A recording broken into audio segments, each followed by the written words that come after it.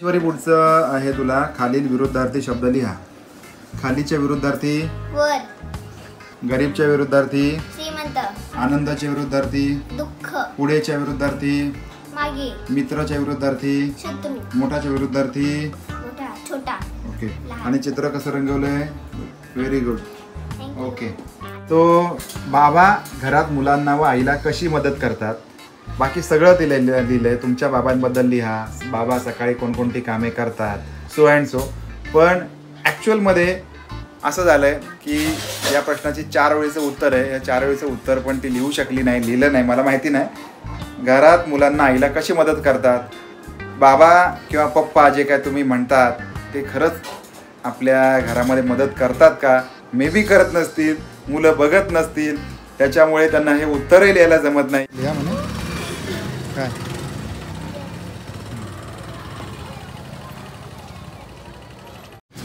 6:30 वाजून गेले. किती काळोख होतो बघा. आणि मुलीला यायला जर का उशीर झाला तर वाट बघत असतो आपण. फायनली ईश्वरी आलेली आहे. ईश्वरीला खूप भूक लागली, त्याच्यामुळे आम्ही चाललोय वडापाव आणायला. है ना ईश्वरी? चलो फिर वडापाव लाने जाते हैं. शाळा सुटली, पाठी फुटली, आई मला भूक लागली आहे ना, त्याच्यामुळे आता चाललोय वडापाव. आणि किती काळोख झाला बघा. ईश्वरीला किती उशीर होतो यायला शाळेतून, आहे ना. चलो हळदीला जातोय. हळदीचा कार्यक्रम आहे आणि त्याच्यासाठी म्हणून रेडी झालेले आहेत आमच्या प्राजक्ता मॅडम. त्यांनी गेटअप केलेला आहे तारक मेहता का उलटा चष्मा मधल्या बावरीजींचा. आणि मी बागा बॉय होऊ शकत नाही. ईश्वरी दाखवते बागा बॉय कसा चालतो, बघून घ्या. सो हळदी म्हटलं की मजा असते, खूप धावपळ असते, गडबड असते, धांदल असते, आरडाओरडा असतो, जेवण खाणं असतं, सगळंच असतं. तर तुम्ही बॅकग्राऊंडला खूप मोठा नॉईज असेल तर आपण जातोय हळद नाचायला. सो आमच्यासोबत तुम्ही पण चला, एन्जॉय करा.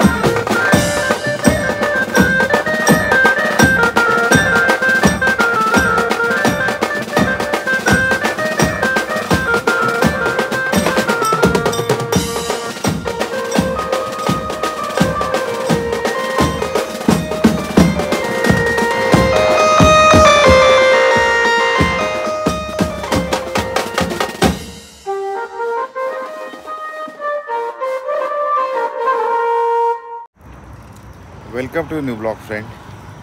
इकडे आहे विस्पुते कॉलेज, विचुंबाचं विस्पुते कॉलेज, हे आपण बघू शकता. खूप सुंदर कॅम्पस आहे.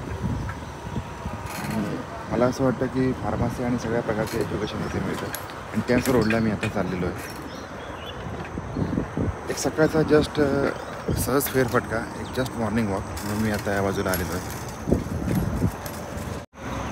आपल्या समोर पुन्हा एकदा पुणे बेंगलोर महामार्ग आणि सुंदर असा सूर्योदय. आणि या बोगद्यातून मी आता पास होतोय जो मुंबई आणि बँगलोर महामार्गाच्या खालून जातोय. आणि हा जस्ट एका गावातून पास थ्रू होणारा बोगदा आहे. आणि रविवारची सकाळ आणि या सकाळच्या प्रहरी मी एक फेरफटका मारण्यासाठी म्हणून त्या बाजूला आलेलो आहे.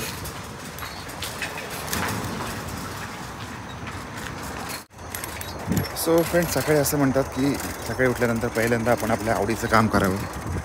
तर माझ्या आवडीचं काम आहे की उठून पहिला फेरफटका मारणे. ते बघा, मंडप घालण्याची तयारी आहे त्या बाजूला. आणि समोरून गुरांना सोडण्यात आलेलं आहे.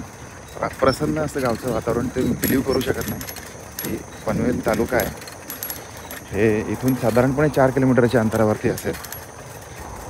पनवेलसारखं शहर आणि शहराच्या आसपास त्यांनी जे गाव जपलेलं आहे ते आपण बघायचं आहे या माध्यमातून.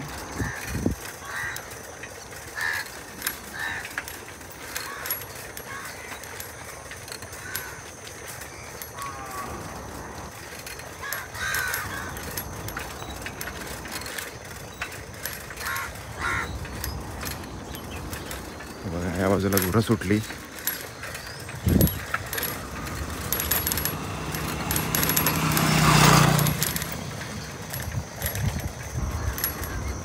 रस्ता बघा, गावातून जाणारा रस्ता असला तरी पण चांगला आहे असं मला म्हणायचं आहे. आणि समोर किती सुंदर झाडं दिसत आहेत ते पण बघू शकतो. आणि या बिल्डिंगचं काम इकडे रखडलेलं आहे. काहीतरी कारण असेल, माहिती नाही आपल्याला. सो तुम्ही हे सगळं एन्जॉय करताय का? करत असाल तर कमेंट करून सांगा. हा आहे आपला पनवेल तालुका आणि त्याच्यापासून 3 ते 4 किलोमीटर अंतरावरचा हा रस्ता. खरं म्हटलं तर अजिबात बिलीव्ह होत नाही आहे की एवढं सुंदर आणि निसर्ग संपन्न वातावरण एका शहरापासून 3 ते 4 किलोमीटरच्या अंतरावरती असू शकतं. खरं तर हे सगळे पिकनिक स्पॉट व्हायला पाहिजेत असं मला वाटतंय. पण तो ते येता येता आपल्याला एक छानसं काहीतरी मंदिरसारखं लागलं आहे. आणि समोर इथे तळ्यासारखं पण आहे. तर आपण इथं दर्शन घेऊया आणि मग पुढे जाऊया. स्वच्छता करून ठेवले, पूजा पण करून ठेवली. त्याला नमस्कार करूया आपण, सकाळी आशीर्वाद घेऊया आणि पुढे जाऊया. किती सुंदर वातावरण आहे. इथे आपण चपला काढल्या होत्या आणि जाऊन पुढे नमस्कार केला. आणि सेम या बाजूला बघू शकता एक सुंदर असं पाण्याचं तळं आहे ना. तर हे सगळंच भारी आहे, खूपच भारी आहे. मलाच माहिती नाही, पण फिरताना इकडे मी खूपच जास्त एन्जॉय करतो आहे. त्याचं कारण असं आहे की जाता येताना नदीचं पाणी लागतं, सुंदर असा निसर्ग, मध्ये मध्ये होणारी शेतीवाटी आणि हा सुंदर असा रस्ता, हे सगळं बघताना मी एन्जॉय करतो आहे खरं तर हा प्रवास. आता आधीमध्ये या बिल्डिंगची डेव्हलपमेंट होताना सुद्धा आपण बघू शकतो.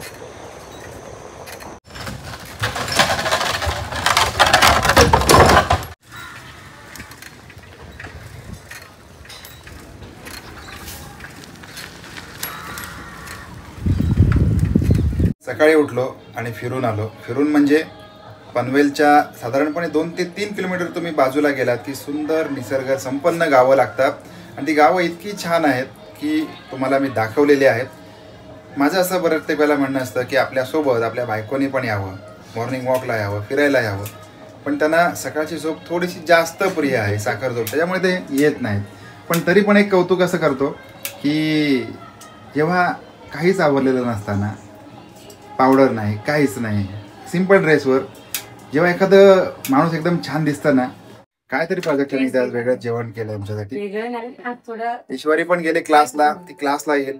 आणि खूप दिवस झाले त्यांना कुठेच बाहेर घेऊन गेलो नाही मी, कुठेच म्हणजे कुठेच नाही. 10-15 दिवस झाले मी ऑफिसच्या मागे आहे, आमची ईश्वरी स्कूलच्या मागे, ती तिच्या घरच्या कामांच्या मागे. त्याच्यामुळे बाहेर जाणंच होत नाही. मी तर बाहेर पडतो, तुम्ही बघितलं असाल. काहीच नाही तर मी सायकल घेऊन तरी फेरफटका मारतो. पण असं वाटतं की यांना आज न्यावं. तर जायचंय तुम्हाला? हो, संध्याकाळी. ओके, पण संध्याकाळी त्यांना जायचंय. आता तुम्ही पनवेल मधला गाव बघितलात किंवा पनवेलच्या आसपासचं जे काही सौंदर्य आहे ते तुम्ही बघितलं. आता आपण पनवेल मधला एखादा शहर बघूया. पनवेल मधलं शहर काय म्हणते माझ्या? पनवेल शहर बघूया. Panvel is a itself city and आज तुम्ही पनवेल मधलं गाव बघितलं, आज आपण पनवेल शहर बघूया. शहर बघूया, बरोबर. आणि जर का तसं जमलं तर एखादा छोटासा मॉल का होईना ते तर बघूया, कारण मला यांना आज घेऊन जायचंय. छोटासा फेरफटका असेल, कुठेतरी गार्डनला म्हणून असेल, कुठेतरी जायचंय. कारण ईश्वरीला पण बरेच दिवस झाले मी तिला गार्डनला घेऊन गेलो नाही. आणि मुलांना त्यांच्या जरी अपेक्षा असल्या नसल्या पण एक अपेक्षा असते त्यांची पण, त्यांना घेऊन जायला वाटत असतं. एकांना नवऱ्याचं सुख बघवत नाही याच्या विचारावर मी ठाम आहे. त्याचं कारण तुम्हाला सांगतो. मस्त निवांत पाणी पिऊन बेडवर बसलेले आहेत मॅडम, आणि मला त्यांनी लावलंय हे काम. 1 2 3 4 5 6 6 वाट्या, 6 खोबऱ्याच्या, सुकलेल्या खोबऱ्याच्या वाट्या मला किसून द्यायच्यात त्यांच्यासाठी. हा माझ्यावर एक प्रकारे अन्याय आहे असं तुम्हाला वाटत असेल. माझा हात दुखतो म्हणून तुम्हाला सांगते. माझा पण हात दुखतो प्राजक्ता. हा, व्यायाम व्हायला.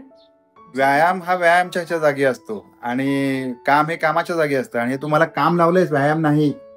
बाय द वे केला नाही ना तुम्ही, तुम्हाला व्यायाम असेल. आता मी हे खोबरं किसत बसणार आणि हे तू मोबाईल सर्फिंग करत बसणार असं मला वाटतंय. रोज मी जेवण करत असते, कामं करत असते आणि तुम्ही मोबाईल बघत असता, तेव्हा तुम्हाला असं नाही वाटत किती काम करते आणि आपण मोबाईल बघतोय? थोडंसं वाटतं ना, म्हणून कधीतरी ढवळायला येतो, मदत करतो तुला. काय ढवळलं की झालं? मध्ये मध्ये येऊन ढवळ्या केले की? परवा तुला कांदा पण कापून दिला होता मी, टोमॅटो चिरून दिला. कधी? किती सारी कामं केली मी. मग 6 महिन्यांनी एकदा करतात. हो, मग तुम्हाला 6 महिन्यांनी एकदाच काम सांगितलं. बरं याचं काय करणार तू? अरे नाही, किसून म्हणजे पटकन कशालाही लागलं तरी किसलेलं खोबरं वापरता येतं. म्हणजे मी जे आज प्राजक्ताला मदत करणार आहे ते पुढची 1 महिन्यापर्यंत तिला कामाला येणार आहे. त्याच्यामुळे बायकांनी सकाळी खूप घाई असते, पटकन मसाला करायचा झाला किंवा काही भाजी नाही, पटकन चटणी करायची झाली, तेव्हा किसत बसायला अर्धा तास जातो. ठीक आहे, तो देखते. घड्याळमध्ये वाजले 12 आणि ह्या 6 वाट्या काय म्हणतायत, काय करायचंय किसण्यासाठी मला किती वेळ लागतोय ते. घड्याळमध्ये वाजलेत 12:15 आणि एवढं सगळं खोबरं माझं किसून झालंय. 6 वाट्या होत्या, 6 वाट्यांचं एवढं खोबरं किसून झालं. आणि माझं खोबरं होईपर्यंत प्राजक्ता मस्तपैकी रील बघत होती बेडवर बसून. आणि आता खरंच सांगा, मी एक चांगला नवरा आहे की नाही? फ्रेंड्स, हा ब्लॉग मी इथे सेंड करतोय कारण आज झालेली आहे संध्याकाळ, झालेला आहे उशीर, वाजलेत 7. देवाला दिवा पण लावलाय आणि आमच्याकडे आमची फ्रेंड आली, तिचं नाव आहे अन्वी. अन्वी, तू काय करते? कराटे खेळते ना? कुठला बेल्ट आहे तुला आता? ब्ल्यू म्हणजे पहिला कुठला असतो सांग? पहिला व्हाईट असतो, मग नंतर कोणता असतो? येलो नंतर असतो, ऑरेंज नंतर कोणता असतो? ग्रीन नंतर कोणता असतो? ब्ल्यू. म्हणजे 5th नंबरचा बेल्ट तुझ्याकडे आहे ना? आणि तू कुठली कॉम्पिटिशन केली आता? किकबॉक्सिंग आणि थाय बॉक्सिंग आणि वुशू. आणि वुशू ते काय असतं? खुशू का? खुशू कॉम्पिटिशन केली? खुशू. आणि मग तुमच्याकडे जरा मला सांग ना, हे करतो ना आपण काय किक बॉक्सिंग स्टार्ट करतो ना, तेव्हा कसं हे करतात? नमस्कार कसं करतात? स्टार्ट कसं करतात? असं. आणि मग फाईट मारतात, पण त्याच्या अगोदर नमस्कार करतात ना. तुझ्या अपोनंट असतो उभा, त्याला कोण? हां, ओके. आणि मला सांग की आता तू ज्यांच्यासोबत फाईट करते ना, त्या मुली असतात की मुलं पण असतात? मुलांसोबत पण फाईट करते तू? फक्त तुझ्या एजच्या मुलांसोबत ना? मुली 5वी पर्यंत असतात. ओके. आणि तू कितवीला आहे आता? दुसरीला आहे.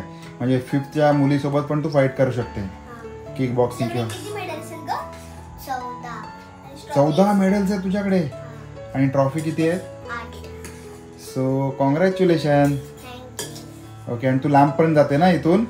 आउट ऑफ स्टेट पण जाते ना तुझ्या टीचर सोबत? मध्ये कुठेतरी राजस्थान वगैरे गेली होती ना? मग धुळ्याला. नाही, आधी कुठेतरी गेली होती का तुझी मम्मी बोलली. लातूर. म्हणजे ही मुलगी खूप ग्रेट आहे. तिला 14 मेडल्स मिळाले आणि कितीतरी ट्रॉफी मिळाल्या आणि कराटेमधला 5वा बेल्ट आहे तिच्याकडे, ब्ल्यू. अशी पण मुलं आहेत जी खूप म्हणजे इतके एफर्ट्स घेतात इतक्या लहान वयामध्ये. दुसरीची मुलगी आहे ती. आणि या बाजूला बघू शकता प्राजक्तांनी आज आमच्यासाठी स्पेशल भेळ केलेली आहे. आणि भेळ आम्ही सगळेच 5 जण भेळ खाणार होती. एवढी वेळ पुरेल का? दुसरा लॉट बनवावा लागेल ना, दुसरी बॅच. 5 कोण सॉरी 4. 1 2 3 4 काउंट चुकलं यार काकांचं. कसं काय मॅथ्स किती वीक असेल माझं आहे ना. सो असं आहे. Thank you very much for watching this blog. भेटूया पुन्हा एकदा नवीन व्हिडिओमध्ये, नवीन ब्लॉगमध्ये. तोपर्यंत काळजी घेत राहा. Bye bye. Bye bye. Bye bye.